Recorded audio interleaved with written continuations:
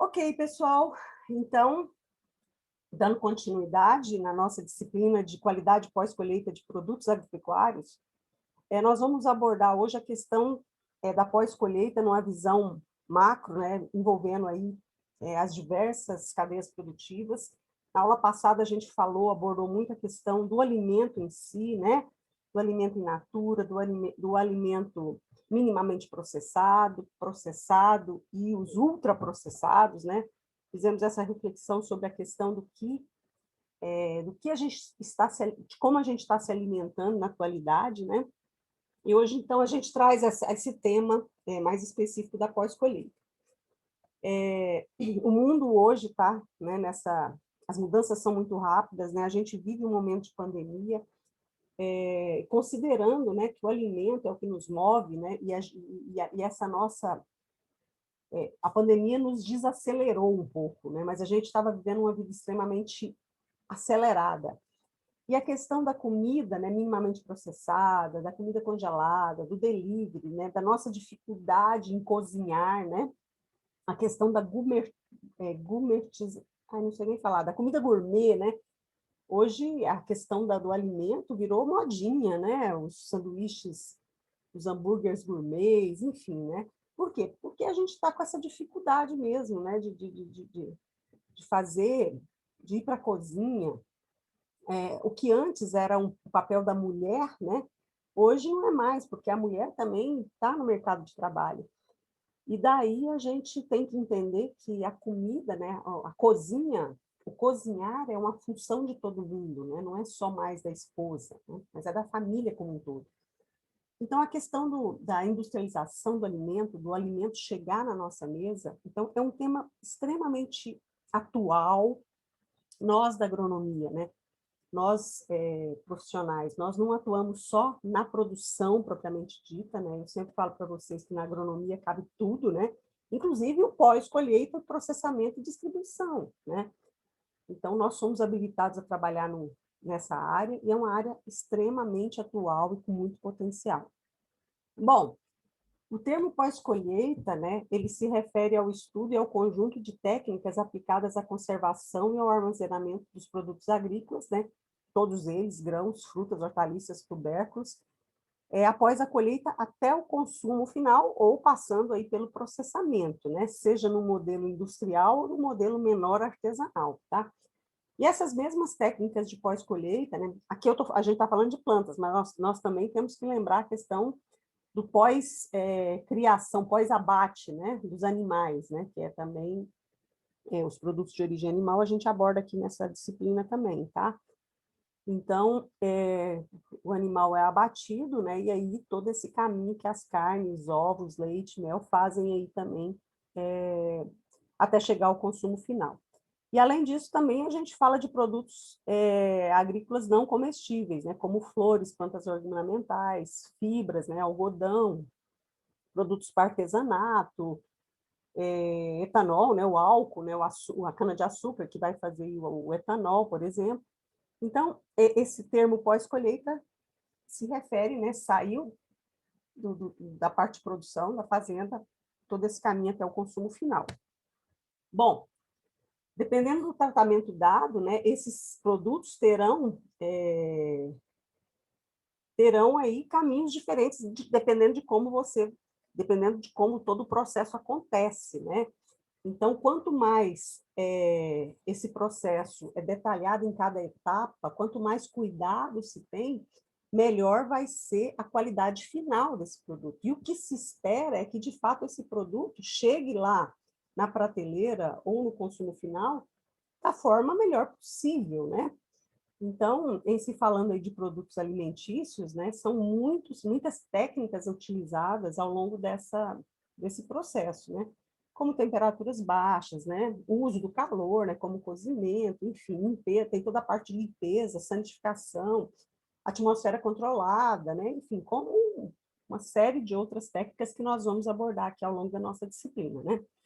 Então, o objetivo fundamental da tecnologia de pós-colheita é manter os produtos agrícolas recém-colhidos, né, ou recém-abatidos em condições adequadas, evitando perda de umidade, desenvolvimento de alterações químicas indesejáveis além de evitar danos físicos e retardar a deterioração desses produtos, né? Ou seja, finalizando, né, resumindo, né, que o produto, independente de que qual seja, tenha qualidade ao chegar no consumidor final. Bom, e se falando de alimento, né, doenças transmitidas por alimentos são uma grande preocupação da saúde pública mundial, né? Então, a segurança alimentar é uma questão muito séria, né? O mundo já passou por problemas terríveis, né? Vou lembrar um exemplo aqui, que vocês não tinham nem nascido, mas a questão da vaca louca, né? Então, teve uma doença na Europa terrível, né? De gente morrer, que era a história de comer uma carne e ao longo do processo de criação dos animais, né? Eles eram alimentados com uma ração X lá, e aí essa ração deu um problema terrível, que foi a vaca louca.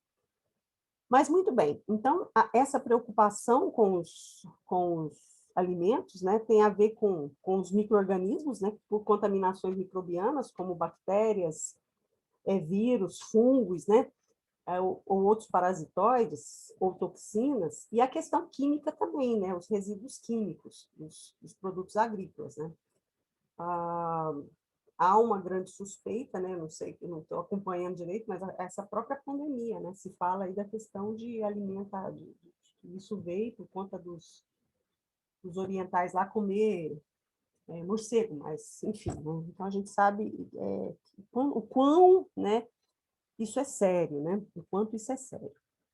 Bom, quando a gente está falando de pós-colheita, né, uma das questões mais terríveis é a questão das perdas, né? Então, tem estudos que mostram que 1/3 dos alimentos no mundo são perdidos em algum ponto, né? Eles são 1/3 dos alimentos do mundo são perdidos, né? Isso acontece em algum ponto da cadeia produtiva, né? Pessoal, então isso é muito sério, né? Só exemplificando aqui que essa cesta, né? Imagina, a gente tem uma cesta de produtos, 1/3 é jogado fora, 30%, isso é muita, é rasgar dinheiro, né? Como a gente falou na aula passada, né? E eu vi, né, já que eu comentei isso na aula passada com vocês, né, do chefe lá, do grande chefe, falando que a gente, quando viaja, traz moedinhas de dólar e a gente não joga as moedinhas fora, né, porque a gente não usou. Então, e a gente está jogando comida fora, que a gente está rasgando dinheiro, né. Estudos, né, também, né, aí são dados da FAO, né, da ONU, Organização das Nações Unidas, né, que fala que a quantidade de alimento jogado fora, né, esse 1/3 aí, representa 1,3 bilhões de toneladas de alimento que são perdidas mundialmente a cada ano, né, suficiente para construir uma montanha de mais de 3 quilômetros de diâmetro, ou seja, né, você pega, se você imaginar a Torre Eiffel aqui, né, aí você tem a Torre Eiffel e olha o tamanho de comida, de quantidade de comida que se joga fora a cada ano no mundo, né? Aí a gente pode falar assim, mas isso vai virar adubo, né? Quando é bem aproveitado, né? Outros não são bem, mas na maioria não são bem aproveitados, né? Mas é um esforço, é uma energia muito grande, né, desperdiçada. E isso tem a ver com gestão de processos, né, pessoal? Muito bem. Pegando um exemplo aqui, né, do Brasil, né? E no Brasil, quanto se desperdiça, né? Nós estamos falando do mundo. A fonte ainda é a FAO, a ONU, né? Eu já falei na aula passada, nós vamos falar muito de ONU e FAO, né? ONU, Organização das Nações Unidas, e FAO é a Food and Agriculture Organization, né? É a organização da FAO que cuida da alimentação e distribuição, né?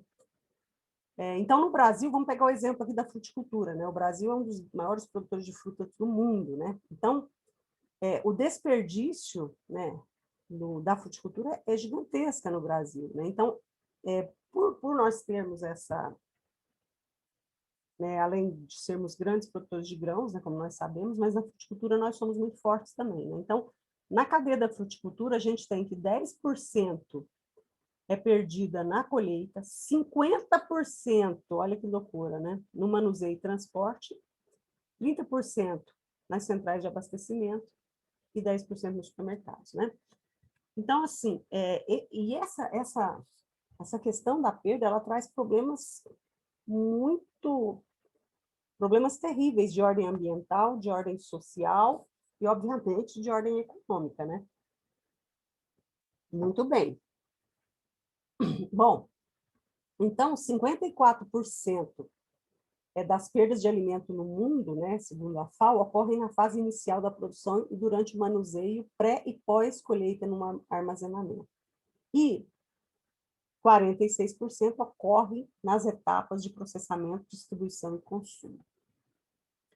Bom, falando de forma geral, porque cada caso é um, né, pessoal? Quando eu estou falando dentro da fruticultura de laranja, é diferente de eu falar de melancia, que é diferente de falar de banana, né? Então, aqui a gente está fazendo uma abordagem macro. Por que a gente propôs dentro da disciplina trabalhar por cadeias, né? Que são os nossos webinários? É porque são específicos cada produto, né? Mas, de uma forma geral, né? Como reduzir as perdas? Primeira coisa, identificar, né? Ter esse trabalho forte aí de, de, de entender todo o processo, né? Então, a primeira coisa, qual o produto que é? Aí fazer esse diagnóstico, né? Entender bem como é que funciona toda a cadeia, né? Todo o processo de produziu, colheu, e aí todo esse caminho até chegar, passando por todas as etapas, né? De pós-colheita, de sanitização, padronização, transporte, beneficiamento, embalagem e transporte de novo para o mercado consumidor e até chegar na casa das pessoas. Então, depois de identificar o produto, diagnosticar todo esse caminho que ele é feito, conhecer muito bem a fisiologia desse produto, né, a fisiologia vegetal, no caso dos animais também conhecer de que forma que acontece aí o pós-mortem, né, o abate, conhecer e entender toda essa cadeia, conhecer e entender as tecnologias, né? E, ao longo de todo esse caminho, ir propondo soluções compatíveis com o contexto, né? Muito bem. Isso tudo, como eu falei, faz parte de gestão, né, pessoal? Gestão de processos. Tem um artigo muito legal aí no dia, né, nesse portal, né, nessa revista Dinheiro Rural, foi publicado em 2018, mas vale muito a pena ler, tá, gente? Depois eu até tenho uma atividadezinha com esse artigo aqui, tá? E ele aborda a parte de grãos, aborda a parte de fruticultura, olericultura também, que é bem interessante, né? E o artigo chama Da Lavoura ao Lixo. Muito bem. Então, vamos pegar, como eu falei, falar um pouquinho da fruticultura, né? O Brasil, então, é o terceiro maior produtor de frutas do mundo, né? Então, a gente perde aí para a China, para a Índia, né? Em terceiro está o Brasil, né? Produzimos, então, 38,36 milhões de toneladas, né? Conforme dados da FAO. Aqui está um pouquinho desatualizado, mas, enfim, né? Quando a gente fala em qualidade pós-colheita na fruticultura, né? Existem alguns atributos aqui, né, que determina o grau de aceitação pelo consumidor. Então, para o produtor, ele espera uma boa produtividade, resistência a pragas e doenças, fácil manejo e fácil colheita, e que tenha boa aparência o produto, ou seja, né, nós estamos falando de fruticultura. Para o atacadista, né, ele espera aparência, firmeza, resistência ao transporte e que dure, né? E nós que chegamos lá na gôndola, né, para comprar o produto, a gente quer, obviamente, aparência, firmeza, sabor, aroma, que o produto seja nutritivo e sem resíduo químico, né? Muito bem. Ainda continuando aqui, né, na fruticultura, né, quando a gente está falando de atributo de qualidade, o que é essa aparência, né? Lógico, depende, cada coisa depende do produto em si, mas se a gente falar de uma forma geral dentro da fruticultura, né, a aparência ela está ligada ao tamanho, à forma, ao peso da fruta, né, a cor, se apresenta algum defeito ou não, em relação à textura, né? Firmeza, se está firme, se não está murcha, né? A suculência, a granulosidade, a fibrosidade, o atributo do sabor, né? Que seria o aroma mais o gosto. Então, doçura, acidez, adstringência, aroma, lógico, cada fruta, cada espécie tem as suas especificidades, né? valor nutritivo, né? Lipídios, vitaminas, minerais, fibras, carboidratos, e segurança é a questão dos resíduos, né, de agroquímicos, né? E que também, obviamente, não tem aí contaminações microbianas que possa vir a fazer mal para a saúde humana, né? Bom, aí, ainda continuando com o exemplo da fruticultura de uma forma geral, né, as perdas pós-colheitas, elas podem ser classificadas como quanto à perda qualitativa ou perda quantitativa, né? A perda qualitativa, nós podemos perder sabor, aroma, textura, aparência, valor nutricional. E perda quantitativa com relação ao peso, né? Porque vai murchando, né? Passa a não pesar nada, né? Vamos pegar o exemplo do maracujá, né? Maracujá murcho de gaveta, né? Tem até um termo, né? Bom, e quando lá antes a gente falou daquela questão, né, do exemplo da fruticultura no Brasil, 10% perde a colheita, 30%, e aí vai, né, colocando. Então, só para exemplificar, né, no campo, então, né, a gente tem aqui, né, durante a colheita, né, se perde 10% durante a colheita, a gente tem que investir em técnicas e treinamento para minimizar essas perdas, né? Então, isso tem a ver com o que eu estou falando de gestão, né? Se 50% se perde no manuseio e no transporte, o que você tem que investir, né? Em transporte, infraestrutura e logística adequados, né? Pensar também em embalagens, né, que estão sendo, obviamente, inadequadas, né? Esse sistema de distribuição está ineficiente, né? A ausência, por exemplo, da cadeia do frio, né, que faz com que se perca durante esse processo. E a gente está falando de 50%, né, que foi identificado ao longo desse processo de perda. Depois, há a perda de 30% nas centrais de abastecimento, né? Então, o que está acontecendo? Sistemas ineficientes, né, no atacado e no varejo.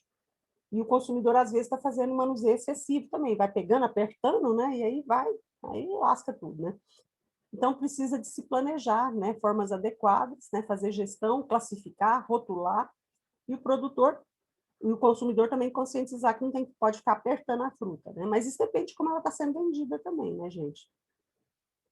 E o consumidor também desperdiça, né? A gente joga comida fora, infelizmente, dentro de casa, né?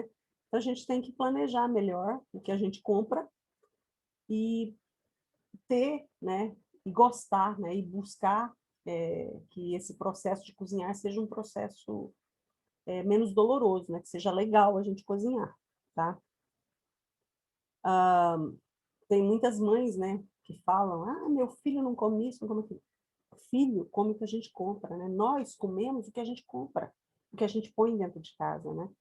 Então, é uma questão muito de reeducação mesmo, tá, gente?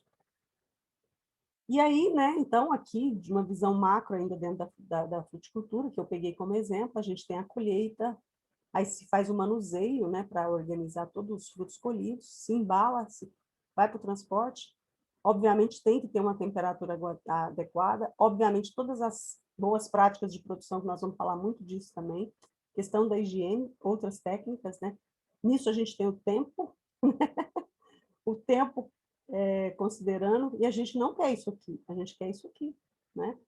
E olha que eu adoro pera, né? Mas é um negócio difícil de comprar, porque ou ela tá dura, ou ela tá assim, né? E aí lascou. Bom, pessoal, então, tudo isso que a gente falou, né, tá inserido no contexto aí desse conceito do agronegócio, das cadeias do agribusiness, né, do negócio agrícola. Vocês têm uma disciplina no 9º período, né, agora, né, ou foi no 8º, não sei, mas todo esse conceito, né, do agribusiness está inserido, né, nessa nossa disciplina, que fortalece, que vai complementar com o que, acho que é o Andres Lake da ela, né? Então, só reforçando esse conceito, né, existe um senso comum, né, que é terrível isso, que o pessoal fala, acha que agronegócio está ligado só às grandes commodities, né, às commodities, né, a agricultura aí agricultura de base empresarial, e não é, né, gente? O conceito de agribusiness, de agronegócio, é todo esse sistema integrado de produção e comercialização, tá? São as operações e os agentes envolvidos ao longo de toda a cadeia, né, de produção, processamento, distribuição e comercialização de um produto, até chegar no seu consumo final, né? Então, Existe o agronegócio da alface, o agronegócio da pimenta, que são produzidos por agricultores familiares, né, na sua grande maioria. Então, o agribusiness ou agronegócio é uma expressão usada para explicar, né, que todos os elos da cadeia agroindustrial fazem parte de um único organismo e são interdependentes. É um conceito da década de 50, né, que foi cunhado em Harvard, né, por esses dois pesquisadores, o John Davis e o Ray Goldenberg. Então, a gente não pode misturar conceitos, né, por favor. Então, está aqui, né? Então, a gente tem o antes da porteira, o dentro da porteira e depois da porteira. A nossa disciplina, obviamente, né? Assim como a disciplina de agronegócio, a gente está abordando aqui o pós-colheita. E é muito específico, como eu disse, de cada produto, né? Aqui tem uma estrutura, né? Um infográfico aqui dos sistemas agroindustriais, né? Então, a questão do fluxo do produto, o fluxo de informação, a participação, o marketing, compra, os segmentos, né? É um livro muito legal, ele tem até na biblioteca do Megido, né? E ele demonstra isso, que é muito interessante, né? Porcentagem de participação, né? De uma forma geral, tá, gente?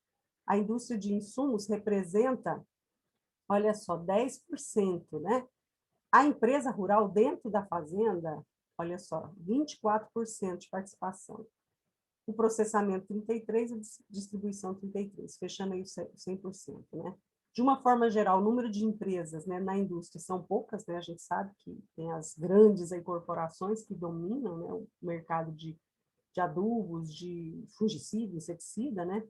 As empresas rurais são várias, né? Processamento também são poucas, muito poucas, né? A gente tem aí mega empresas de alimentos, né? Nestlé, e aí vai entre outras, né? Carnes, né, por exemplo. Né? A gente tem aqui no Brasil, Friboi, por exemplo, BRF, né, que são mega grandes. Né? E a distribuição também não são muitas. Né? A gente tem os grandes armazéns aí, né, que são os atacadistas. Né? Muito bem. Então, aqui tem também um fluxograma, né, eu peguei aqui a cadeia da soja, né? Como é que a soja ela é produzida e ela vai para onde, né? E o que ela vira até chegar no consumo final, né? Ração, né? Muito vai para os farelos, né? Olha só, 70% vai para farelo. Aí a gente tem o óleo, né? E o que sobra muito pouco, né? A soja consumida como alimento proteico, enfim. A soja é uma cultura que muito próxima de nós, né? Aqui também um outro fluxograma demonstrando aí a cadeia produtiva da soja. E eu falei desse livro, né, para vocês, ele é de 96, mas olha só o que os autores falam, né?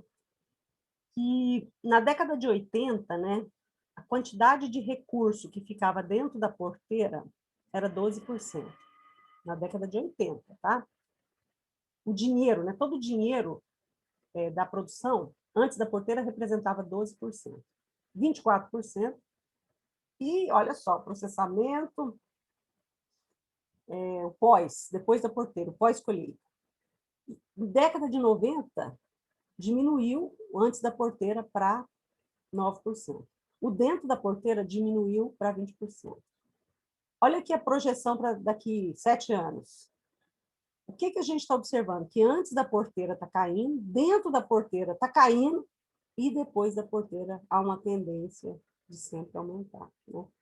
Então, quanto esse pós-colheita, né, como reflexão, ele é importante, gente, né? Em dinheiro, né? E o que eu acho que eu estou falando, vocês sabem muito bem disso, né?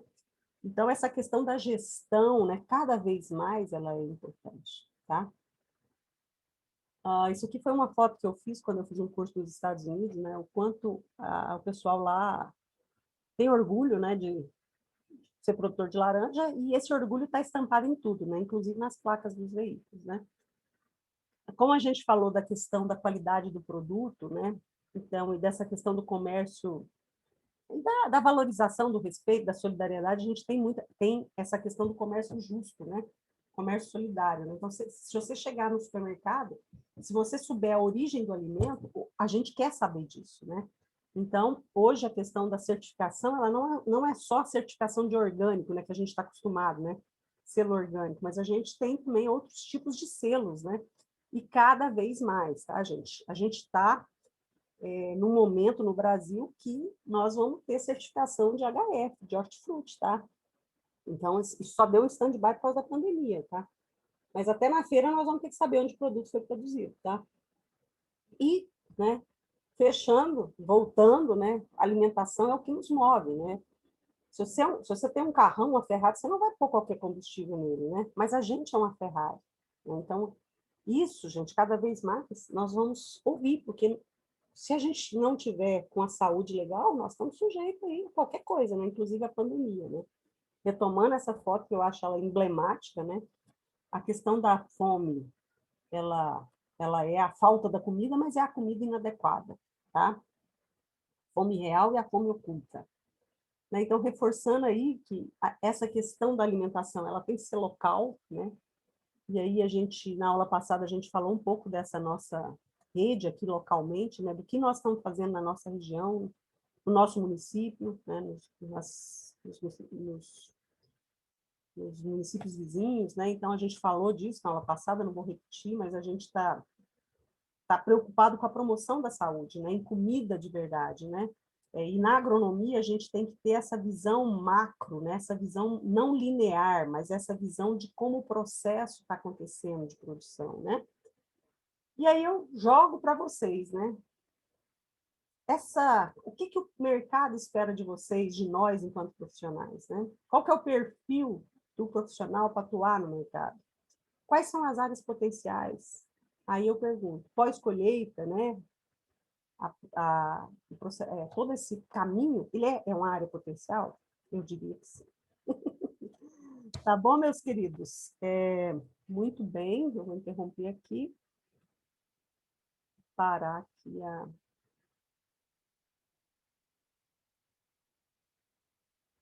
a gravação. Aliás, deixa eu...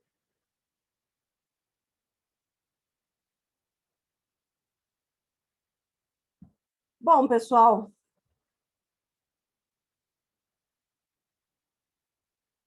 alguma questão da aula? Para mim tá tranquilo. Tá tranquilo? Então, Sim. galera, vocês interromperam a gravação, interrompi? Tá. Vocês vão pegar aquele artigo. Peraí, só um pouquinho. Aquele artigo da Lavoura ao Lixo, sabe? Eu vou pôr aqui no grupo do WhatsApp. Gente, meu computador travou. Tá. Então, vocês vão ler agora esse artigo da Dinheiro Rural, da Lavoura ao Lixo, e fazer um desenho. Tá? E postar no grupo mesmo, tá bom? Entenderam, gente, a tarefinha? Eu vou escrever lá no grupo de WhatsApp. Não precisa pôr no Classroom. Vocês vão... Jesus. Beleza? Eu vou colocar a tarefinha agora lá no grupo do WhatsApp, tá bom? Vou encerrar aqui, gente.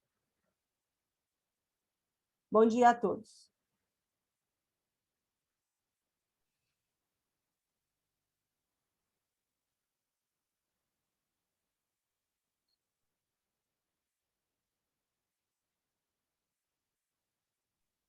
Márcia, Uh! pode fazer no bloco de notas do telefone esse desenho ou tem que ser no... Pode. Ah, tá. Gente, mas eu não consigo. Meu mouse travou tudo. Eu não consigo fechar, não consigo sair, não consigo fazer nada. Peraí, muita calma, tá, gente?